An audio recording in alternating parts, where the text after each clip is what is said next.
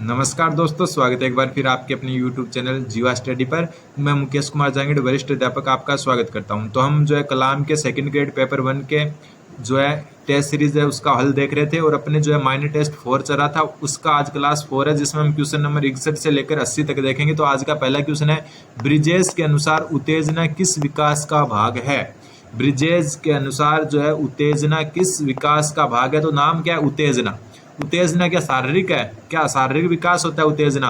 मतलब आपका शरीर के विकास होने से उत्तेजना संबंधित है? तो बिल्कुल नहीं है। ठीक है। मानसिक विकास है? तो बिल्कुल नहीं है, मानसिक नहीं है उत्तेजना। ठीक है। सामाजिक है? क्या आप समाज से सीखते उत्तेजना? नहीं, संवेगात्मक है। बिल्कुल इमोशंस होते हैं ना, भावनाएं होती है, उसी प्रकार की तो उत्तेजना होती है। तो ये संवेगात्मक विकास है, नाम से ही पता चल रहा है। थोड़ा सा आप देख सकते हो, जैसे आप दुख है, दुख भी क्या है, संवेगात्मक है। सुख है, सुख भी क्या है, संवेगात्मक है। गुस्सा भी क्या है, संवेगात्मक है। और उत्तेजना भी क्या है, संवेगात्मक है। आपकी लंबाई बढ़ रही है तो शारीरिक है। आपकी सोचने की क्षमता बढ़ रही है तो मानसिक है।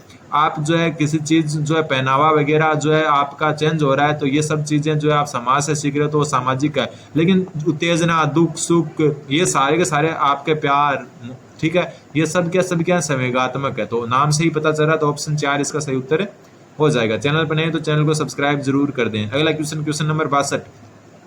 वुडवर्थ के अनुसार मानसिक विकास डैश से डैश वर्ष की आयु में अपनी उच्चतम अवस्था में पहुंच जाता है। रिक्त स्थान की पूर्ति हेतु उचित युग्म का चयन कीजिए। वुडवर्थ के अनुसार मानसिक विकास है वो डैश से डैश वर्ष की आयु में उच्चतम पहुंच जाता है। सबसे पहली बात तो आपको ये ध्यान रखना है, ये बात किसने कही, तो वुडवर्थ ने कही। ठीक है। तो इसका उत्तर हो जाएगा आपके ऑप्शन नंबर 2, 15 से 20 वर्ष, 15 से 20। तो ये बात अगर क्वेश्चन में आ जाए, ये नया क्वेश्चन है, तो आपको ध्यान रखना है कि मानसिक विकास 15 से 20 वर्ष की आयु में अपनी उच्चतम अवस्था में पहुंच जाता है। ये बात किसने कही, तो वुडवर्थ ने कही। अगला क्वेश्चन नंबर 63। पियाजे के अनुसार किशोरावस्था में संज्ञानात्मक विकास की कौन सी अवस्था प्रारंभ होती है। ठीक है। पियाजे के अनुसार किशोरावस्था में संज्ञानात्मक विकास की कौन सी अवस्था प्रारंभ होती है। तो बात यह है कि संज्ञानात्मक विकास और किसका, पियाजे का।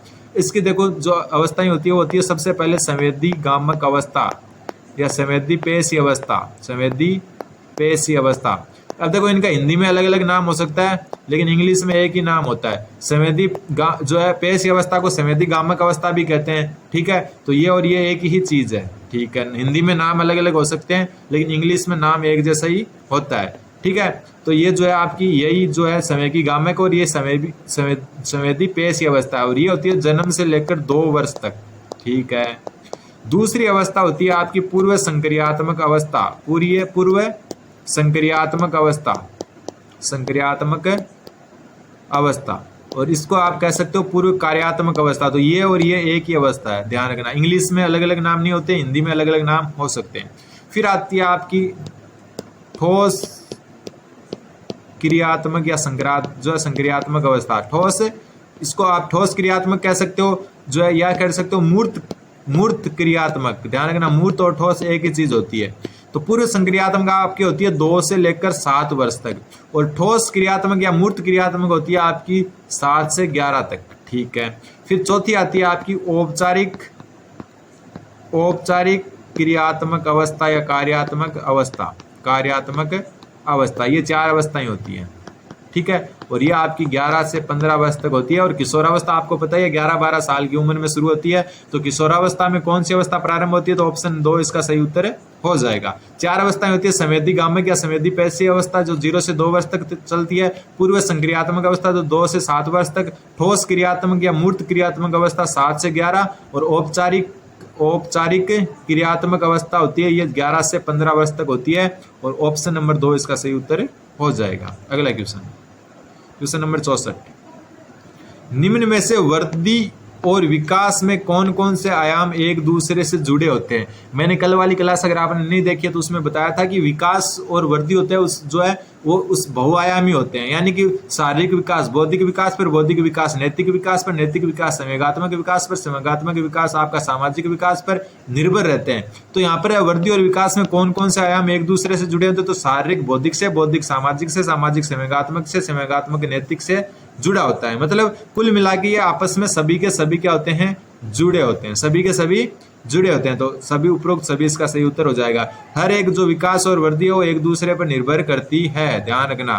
क्वेश्चन नंबर 65, निम्न में से किस अवस्था में बालक अपने समकक्षी वर्ग के सक्रिय सदस्य बनते हैं? समकक्षी मतलब कि लड़का लड़के से ही दोस्ती करता है या उस वर्ग बनाता है, लड़की लड़की से ही वर्ग बनाती है, लड़की किससे? लड़की से। तो ऐसा आपका कौन सी अवस्था में होता है कि लड़का लड़के के साथ, लड़की लड़के के साथ रहना पसंद करती है, मतलब समकक्षी जो है वर्ग है उसी के साथ सक्रिय सदस्य बनते हैं वो। तो ऐसा है आपकी उत्तर बाल्य अवस्था। अगर सिर्फ बाल्य अवस्था दिया है, मतलब अगर वयस्कावस्था, किशोरावस्था, शैशवावस्था और बाल्य अवस्था दिया हो तो बाल्य अवस्था करना है, और अगर उत्तर बाल्य अवस्था और पूर्व बाल्य अवस्था दोनों ऑप्शन में हो तो आपको उत्तर बाल्य अवस्था करना है। ठीक है, अगला क्वेश्चन। चैनल को सब्सक्राइब करें, आप देख तो लेते हो लेकिन सब्सक्राइब नहीं करते, जल्दी से सब्सक्राइब कर दो। क्वेश्चन नंबर 66, ब्रूनर के संज्ञानात्मक विकास। संज्ञानात्मक विकास जी पियाजे ने भी दिया था, ऊपर पढ़ गए हैं, 3 अवस्थाएं दी थी। फिर ब्रूनर ने भी संज्ञानात्मक विकास दिया था, जिसके 3 महत्वपूर्ण चरणों की पहचान कीजिए और निम्नलिखित में से सही क्रम लिखिए। तो देखो यही बात है, देखो जो आपका जो ब्रूनर का संज्ञानात्मक विकास था उसके 3 भाग थे।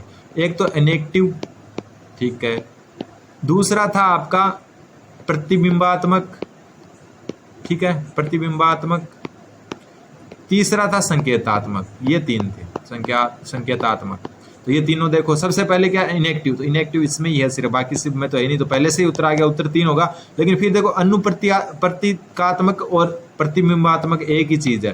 फिर है प्रतीकात्मक, ठीक है, संकेतात्मक, प्रतीक यानी संकेत, और अनुप्रतीकात्मक होता है वो प्रतिबिंबात्मक होता है। ठीक, ध्यान रखना, प्रतीक अलग चीज होता है और प्रतिबिंब अलग चीज होता है। तो पहला इनेक्टिव तो ये रहा, दूसरा अनुप्रतीकात्मक या प्रतिबिंबात्मक एक ही चीज है, क्योंकि इंग्लिश में इनके नाम एक ही मिलेंगे आपको। फिर है प्रतीकात्मक या संकेतात्मक। तो ऑप्शन नंबर 3 इसका सही उत्तर हो गया। इंग्लिश वाले नाम थोड़े थोड़े आपको ध्यान रख लेने।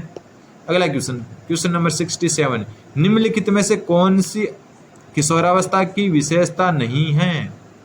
तो किशोरावस्था में शारीरिक विकास होता है, तो बहुत अच्छा, बिल्कुल है। मानसिक विकास होता है, बिल्कुल। समूह का महत्व होता है, बिल्कुल। तीव्र समायोजन नहीं होता, पता चल रहा है क्वेश्चन से।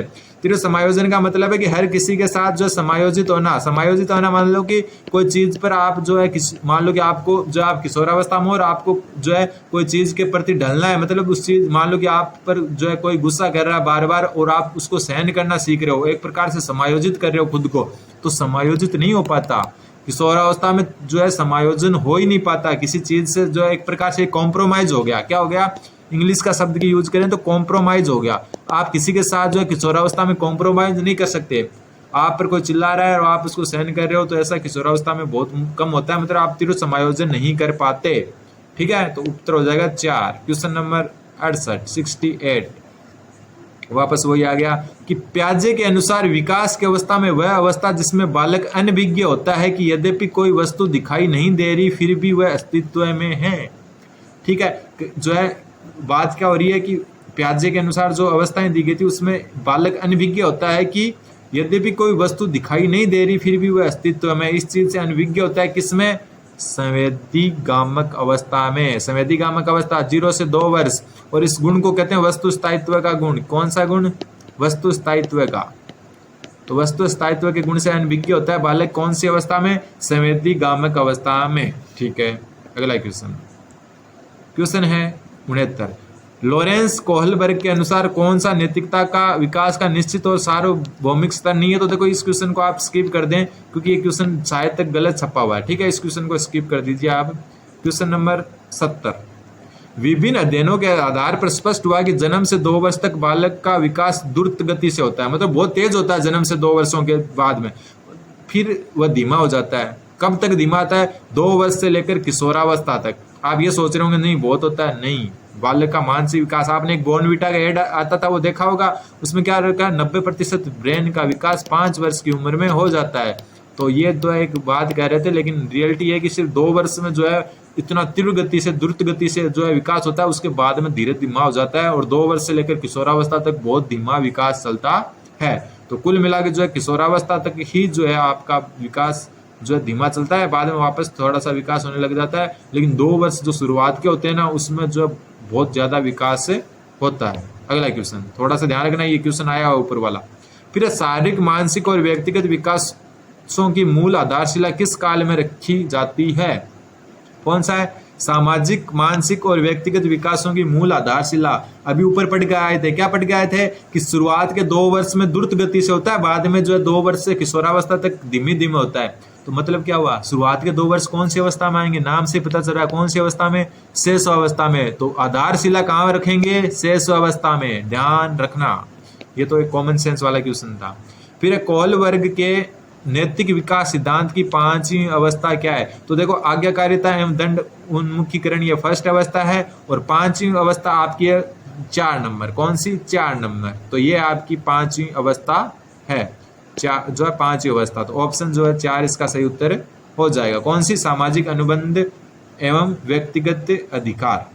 ठीक है, अगला क्वेश्चन। तो ऑप्शन 4 इसका सही उत्तर हो गया। क्वेश्चन नंबर 73, ये क्वेश्चन रीट में आया हुआ है, तो ध्यान रखना, ये क्वेश्चन इंपॉर्टेंट बनता है। इसमें जो है आप कॉमन सेंस से नहीं कर पाओगे। क्वेश्चन है कि संज्ञानात्मक विकास का निर्धारक है। संज्ञानात्मक विकास का निर्धारक कौन है? तो ये आनुवांशिकता इसका उत्तर माना गया। तो ध्यान रखना, संज्ञानात्मक विकास का निर्धारक आनुवांशिकता है। रीट में आया हुआ क्वेश्चन है, तो जरूर इसको जो है आप रट लें, फिक्स कर लें। फिर है मौजूदा ज्ञान में नई जानकारी को शामिल करने की प्रक्रिया। यह भी रीट में आया हुआ क्वेश्चन। मौजूदा, मान लो कि आपके पास मौजूदा कोई ज्ञान है, उसमें नई जानकारी शामिल कर लेते हो। जैसे आपने ये सोचा कि जो है एक 4 टांग वाला एक छोटा सा जानवर होता है जिसको बिल्ली कहते हैं। एक बालक ने ये सोचा, बालक की बात कर रहे हैं, अपनी नहीं कर रहे, ठीक है। एक बालक ने सोचा कि 4 टांग वाला एक छोटा सा जानवर होता है जिसको बिल्ली कहते हैं। फिर उसने देखा कि वो म्याऊं म्याऊं करती है, तो उसने जो है नई जानकारी आई म्याऊं, कि म्याऊं म्याऊं कौन करती है? बिल्ली। तो उसने जो पहले जानकारी थी ना कि वो 4 टांग का जानवर होता है, छोटा सा होता है, तो वो क्या, पहले उसने बिल्ली थी, उसमें नई चीज जोड़ ली। क्या जोड़ा? कि इसे म्याऊं म्याऊं भी करती है। तो इसको जो है कहते हैं आत्मसातीकरण। क्या कहते हैं? आत्मसातीकरण। ये भी रीड में आया हुआ क्वेश्चन है, ध्यान रखना। कई बार जो है अनुकूलन कर देते हैं, कई बार समंजन कर देते हैं, लेकिन उत्तर इसका आत्मसातीकरण माना गया था। अगला क्वेश्चन है, प्याजे द्वारा प्रतिपादित बालक के संज्ञानात्मक विकास के सिद्धांत में 7 से 12 की अवस्था को कहा जाता है। ऊपर पढ़ कर आए थे अपन। सबसे पहले संवेदी गामक होती है, और संवेदी गामक आपकी जो है संवेदी गामक होती है 0 से 2 वर्ष तक, ठीक है। उसके बाद में आती है पूर्व संक्रियात्मक, तो ये पूर्व संक्रियात्मक 2 से 7 वर्ष होती है। उसके बाद में आती है ठोस या मूर्त संक्रियात्मक, तो ये आती है आपकी 7 से 12 तक या 11 या 12 तक। फिर आती है आपकी औपचारिक जो है 12 से प्लस 15 तक चलती है। तो आपको देखो 7 से 12 या 11 पूछा है, तो ये हो गया मूर्त संक्रियात्मक अवस्था। ऊपर ही क्लियर हो गया था ये क्वेश्चन। अगला क्वेश्चन नंबर 76, शैक्षिक मनोविज्ञान अंतर्निहित सक्षमताओं और क्षमताओं का अध्ययन करता है। शैक्षिक मनोविज्ञान अंतर्निहित सक्षमताओं और क्षमताओं का अध्ययन करता है। व्यक्तिगत भिन्नताओं का, समूह की भिन्नताओं का, व्यक्तिगत क्षमताओं का, व्यक्तिगत सक्षमताओं का। तो देखो व्यक्तिगत भिन्नताओं का अध्ययन करता है, ठीक है। जो आपको ध्यान रखना, शैक्षिक मनोविज्ञान किसका काम जो है अध्ययन करता है? व्यक्तिगत भिन्नताओं का। कई चीजें ये डायरेक्ट याद ही रखनी है, इसका कोई जो है आपका डिटेल से कुछ नहीं है इनमें। अपने संपूर्ण रूप से में सारे भेद और अंतर जो एक व्यक्ति को दूसरे व्यक्ति से अलग करते हैं। मतलब व्यक्तिगत भिन्नता के संबंध में एक परिभाषा दी गई है, क्या? कि अपने संपूर्ण रूप में सारे भेद और अंतर एक व्यक्ति को दूसरे से अलग करते हैं। अपने संपूर्ण रूप के सारे भेद और अंतर जो एक व्यक्ति को दूसरे व्यक्ति से अलग करते हैं। उपयुक्त परिभाषा किसने दी? तो यह आपको डायरेक्ट याद रखनी होगी, बार बार पढ़ना होगा, तब पता चलेगा। Be good. किसने दी? बी गुड ने। अगला क्वेश्चन, निम्न में से बालकों में व्यक्तिगत भेद पाए जाते हैं, मतलब व्यक्तिगत भिन्नता किस हिसाब से पाए जाते हैं? रुचि संबंधी, बिल्कुल। रुचि अलग अलग हो सकती है, ठीक है। अभिवृत्ति संबंधी, तो अभिवृत्तियां भी अलग अलग हो सकती है, बिल्कुल। मनोगामिक कौशल संबंधी, तो ये भी अलग अलग हो सकते हैं, बिल्कुल। उपलब्धि संबंधी, तो ये भी अलग अलग हो सकते हैं। मतलब इन चारों संबंधी भिन्नताएं पाई जा सकती है। तो ऑप्शन नंबर जो है आपका कौन सा? 4। ऑप्शन 4 सही हो गया। उपरोक्त सभी, यानी कि रुचियां, अभिवृत्तियां जो है सभी प्रकार की जो है भिन्नताएं पाई जाती है। क्वेश्चन नंबर 79, भारत की विविध सांस्कृतिक भिन्नताओं में से व्यक्तिगत भिन्नता का मनोवैज्ञानिक आधार कौन सा है? कौन सा आधार पूछा है? मनोवैज्ञानिक आधार। आर्थिक स्तर क्या मनोवैज्ञानिक होता है? बिल्कुल नहीं। भाषाई क्या मनोवैज्ञानिक होता है? बिल्कुल नहीं, ये एक प्रकार से मानसिक होता है। शारीरिक स्तर क्या मनोवैज्ञानिक होता है? बिल्कुल नहीं। बौद्धिक जो है मनोविज्ञान से संबंधित है। तो उत्तर हो गया ऑप्शन नंबर 4। ये तो कॉमन सेंस से अपन कर सकते थे। आज का लास्ट क्वेश्चन, फिर अगले 20 क्वेश्चन अगली क्लास में, कि व्यक्तिगत भिन्नता का अर्थ क्या है? तो व्यक्ति की भिन्नता का अर्थ क्या है कि कोई दो व्यक्ति शारीरिक, मानसिक और संवेगात्मक दशा में समान और एक जैसे नहीं होते। ठीक है, जो है एक व्यक्ति दूसरे व्यक्ति से जो है शारीरिक रूप से भी समान नहीं होता, मानसिक रूप से भी समान नहीं होता, संवेगात्मक रूप से भी समान नहीं होता। किसी को गुस्सा ज्यादा आता है, किसी को कम आता है। तो ऑप्शन 3 इसका जो है सही उत्तर हो जाएगा। तो ये अपने माइंड टेस्ट 4 की जो है चौथी क्लास थी। 80 क्वेश्चन हो गए। 5वीं क्लास में हम जो है आगे 81 से 100 क्वेश्चन देखेंगे। तब तक आप चैनल जीवा स्टडी पे बने रहें। धन्यवाद। बने रहें जीवा स्टडी के साथ, सब्सक्राइब जरूर कर दें।